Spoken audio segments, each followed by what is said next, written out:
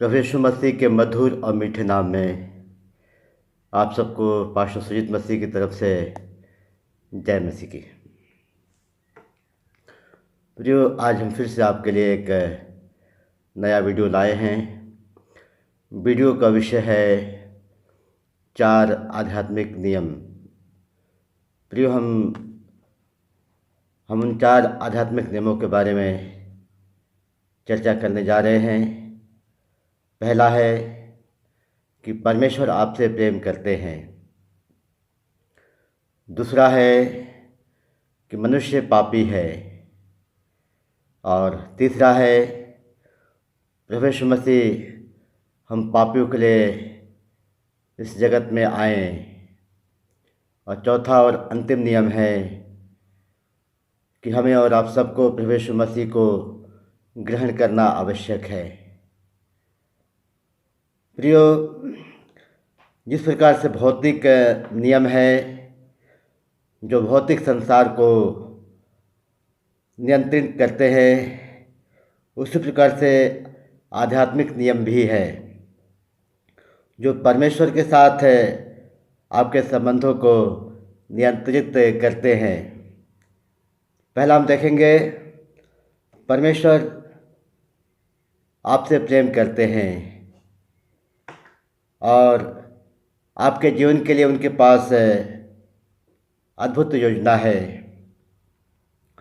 पवित्र शास्त्र बाइबल में यूहन्ना 3 अध्याय उसका 16 आयत कहता है, क्योंकि परमेश्वर ने जगत से ऐसा प्रेम किया कि उसने अपना इकलौता पुत्र दे दिया, ताकि जो कोई उस पर विश्वास करे वह नाश न हो परंतु अनंत जीवन पाए। यीशु ने कहा, मैं इसलिए आया हूँ कि वे जीवन पाए और बहुतायत से पाए।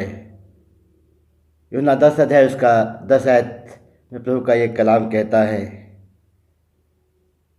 इसका कारण है कि अधिक लोग बहुतायत के जीवन का अनुभव नहीं करते हैं और परमेश्वर आपको बहुतायत का जीवन देना चाहता है, भरपूरी का जीवन देना चाहता है। दूसरा हम देखते हैं कि मनुष्य पापी है। मनुष्य ने पाप किया है, वह परमेश्वर से अलग हो चुका है, इसलिए वह परमेश्वर के प्रेम तथा अपने जीवन के लिए उनकी योजना को न जान सकता है और न ही अनुभव कर सकता है। पवित्र शास्त्र बाइबल में उसके 9वें भाग में रोमियो की पत्री उसका 3 अध्याय उसका 23 आयत में लिखा हुआ है, क्योंकि सबने पाप किया है और परमेश्वर की महिमा से रहित है। प्रियो, इस धरती पर कोई भी धर्म नहीं है।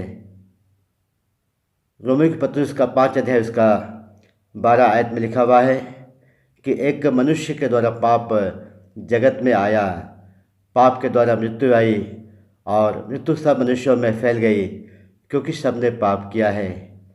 प्रियो, हम जन्म से ही पापी हैं।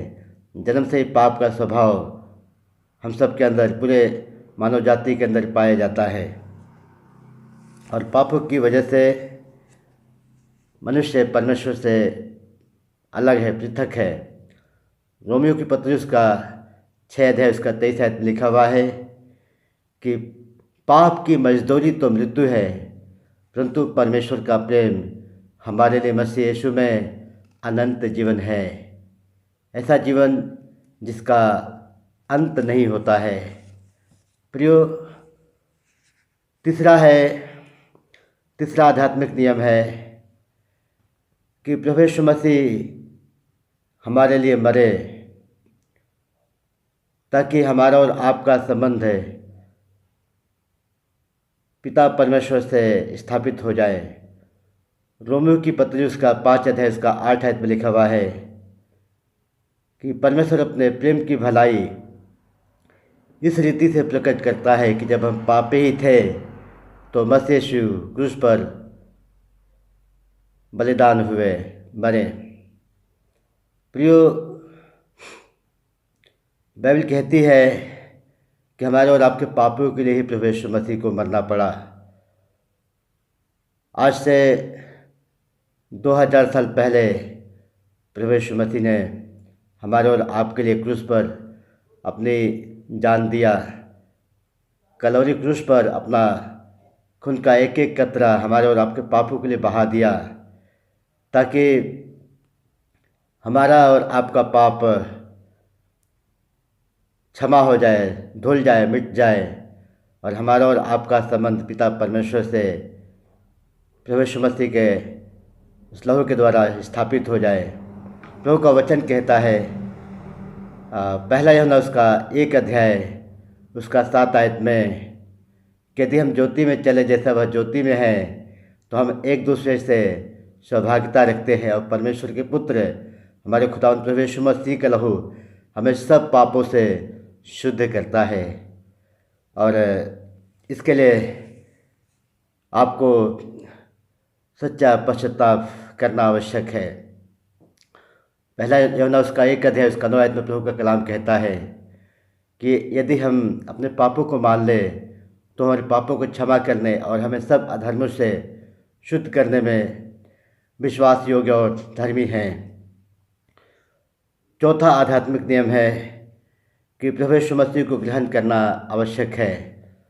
पवित्र शास्त्र बाइबल के नए नियम भाग में यूहन्ना रचित सुसमाचार उसका 1 अध्याय उसका 12 आयत में प्रभु का कलाम कहता है कि परंतु जितनों ने उसे ग्रहण किया उसने उन्हें अपनी संतान होने का अधिकार दिया, अर्थात वे जो उसके नाम पर अर्थात प्रभु यीशु मसीह के नाम पर विश्वास करते हैं।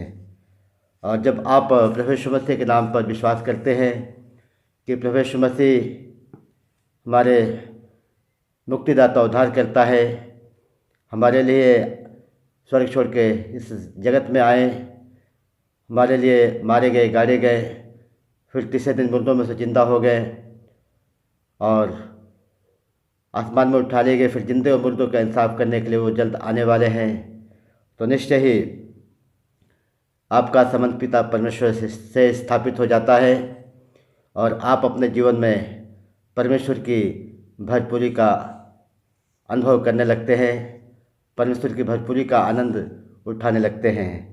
तो प्रियो, आइए हम एक छोटी सी प्रार्थना करें कि प्रभु यीशु, मुझे आपकी आवश्यकता है। मेरे पापों के लिए क्रूस पर मरने के लिए धन्यवाद। मैं अपने जीवन के द्वार खोलकर आपको अपना प्रभु और मुक्तिदाता के रूप में स्वीकार करता हूँ, मेरे सारे पापों को क्षमा करने के लिए और मुझे अनंत जीवन देने के लिए आपको धन्यवाद। मेरे जीवन के सिंहासन पर अपना नियंत्रण रखें। जैसा मनुष्य आप मुझे बनाना चाहते वैसा ही आप बनावें। आमीन। प्रियो, आमीन का मतलब होता है ऐसा ही हो। प्रियो, आप सबको फिर से हमारी तरफ से जय मसीह की।